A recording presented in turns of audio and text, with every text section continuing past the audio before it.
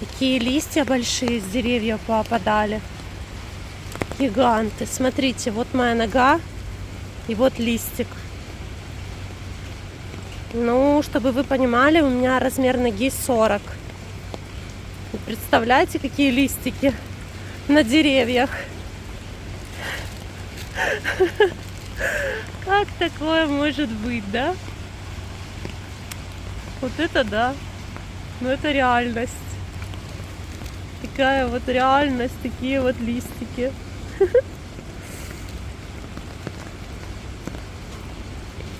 Вот они еще. А раньше деревья были огромные.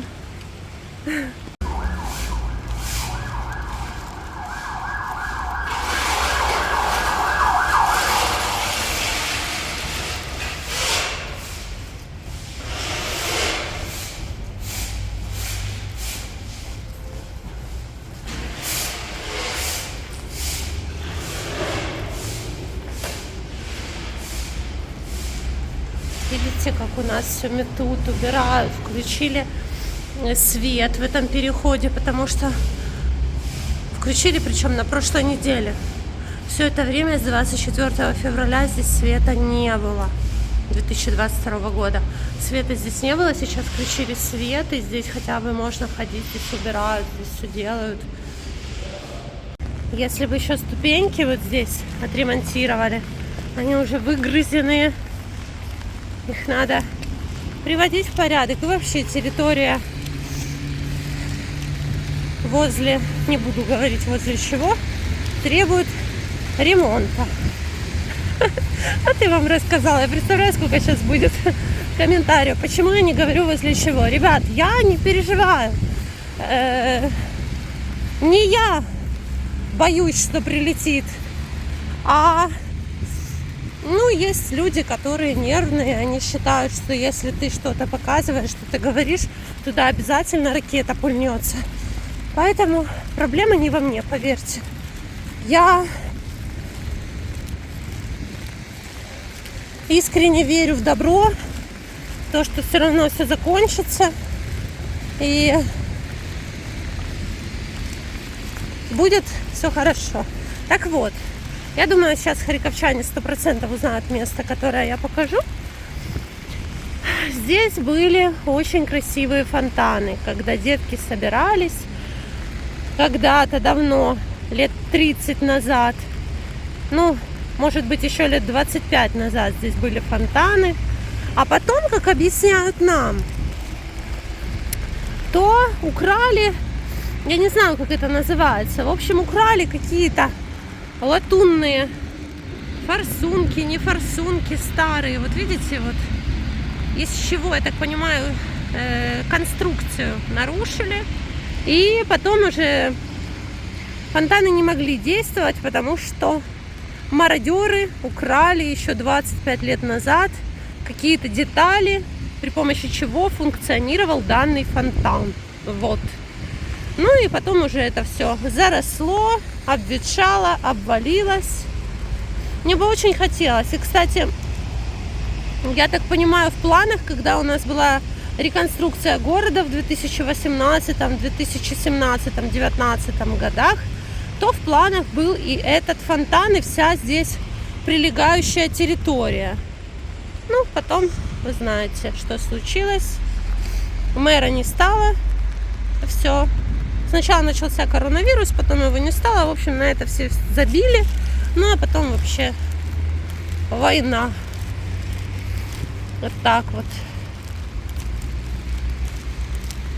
Вообще, конечно, я очень рада тому, что есть люди на канале, которым не надо вообще это все объяснять по полочкам. Большая часть людей понимает меня вообще без слов. Я вам за это очень благодарна.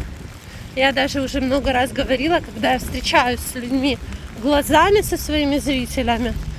Не знаю, у меня такое впечатление, что мы всю жизнь знакомы, и человек даже ничего не говорит, а я уже знаю целую историю большую. В общем, я не знаю. Телепатия.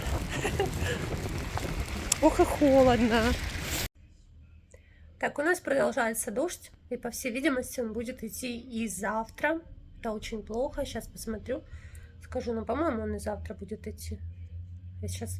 Знаете, у нас вообще погода меняется, я не знаю, все время. На завтра могут передать, да не. Не, завтра не будет дождя. Все, утром показывала, что завтра дождь, а сейчас уже показывает, что завтра нет дождя. Слава богу, потому что мне же завтра на работу. Кто бы что ни говорил, но это мое такое любимое дело, чем я все равно хочу продолжать заниматься. У каждого в жизни свое предназначение. И не каждому, знаете, где-то обитать обязательно в кабинетах, да? Я люблю свое занятие, так, свое любимое дело. В общем, единственное, что мне не хватает музея, ну и в идеале антикварного магазина. Но еще у нас вся жизнь впереди, и это все обязательно будет, я даже не сомневаюсь. Но, по крайней мере, я на это очень надеюсь и работаю в этом направлении. У Норы начались каникулы. Кому интересно, я не знаю, как в других странах. У нас, Нора, каникулы начались с сегодняшнего дня? Ну, фактически они с понедельника начинаются. С 23-го. С 23-го и сколько каникулы? Неделю одну. Неделю будут каникулы. А потом в школу. Ну, как в школу. Вообще они дома сидят целыми днями. Это уже 1,5 года больше длится дистанционное обучение, но почему-то оно у них называется онлайн-обучение. Странно как-то. Когда был коронавирус, говорили дистанционное обучение, да? Нор. Угу. А теперь онлайн, да? Но все равно дистанционная карантин. Но они же не говорят больше слова дистанционное. А может, говорят, да? Я просто слышу, вот где-то если в Ютубе вижу видео, говорят онлайн, но вот не вообще. Интересуюсь другими вещами. Но обучение моей дочери меня, естественно, беспокоит, как и всех родителей других. Сегодня писали контрольные. Нора, оценки еще не готовы? Нор.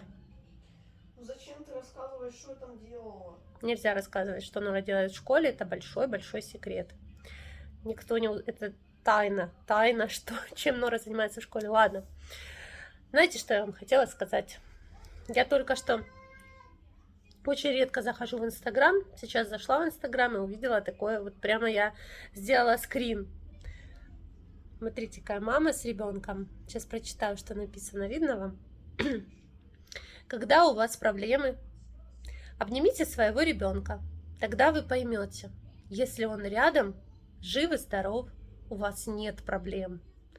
Все остальное просто мелочи жизни.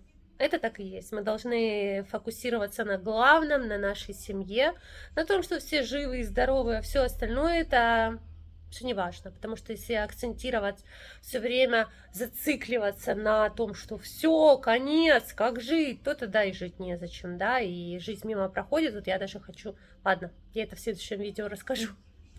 Всем хорошего, доброго, тихого вечера, сладких снов.